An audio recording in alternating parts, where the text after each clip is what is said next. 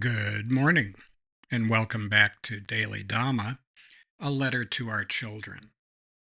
Today is July 13th, and our reading is They Blinded Us with Science. A sword in the hands of a drunken slave is less dangerous than science in the hands of the unscrupulous. And that's a Persian proverb. That goes double for politics, education, and public policy. Science is never settled. It is the essence of the scientific method to test and retest hypotheses, and it's insidious to suggest otherwise. When science becomes political, it loses all credibility. The same can be said of claims of historical inevitability.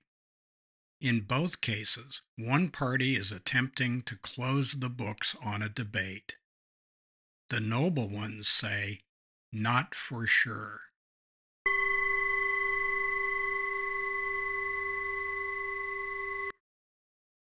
When we hear that the book is closed on that, especially when it comes to philosophy and social policy and stuff like that, it makes us suspect that there's at least one dialectical materialist running around in there someplace.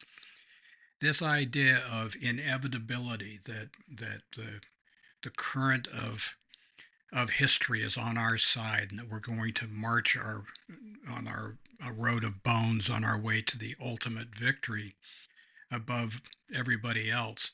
This is the stuff of mass movements, and it's the stuff that makes people crazy. I mean, literally, the madness of crowds. This is what happens when people decide that God's on their side and they know exactly what's right and what's good for everybody else.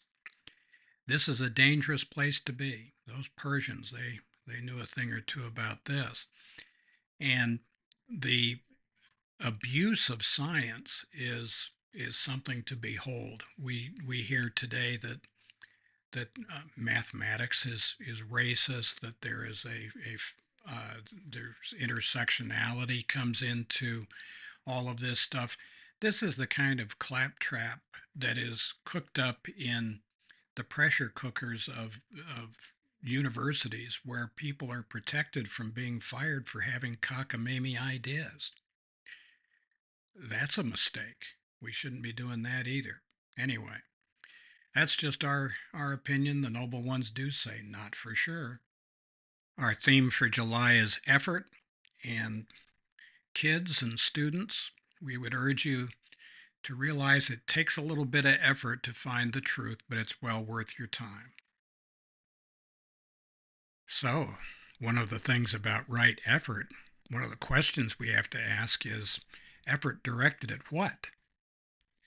There's a story, perhaps apocryphal, about Alexander the Great having a clash with Diogenes the Cynic in Athens. And Diogenes was famous. He rejected all praise and prizes and parades and everybody saying, oh, you're really smart and you're really a good guy and all that kind of stuff. He was not interested in approval or validation by his supposed betters.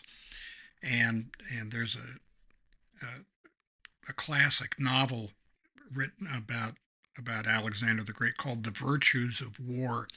And he reaches a river, and there's a guy a philosopher, standing and refuses to get out of his way at the ford. And one of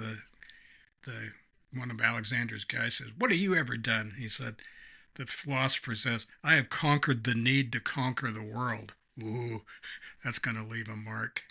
Good answer, huh? So again, if you want to change something, change yourself. See what happens. So happy trails to you until we meet again.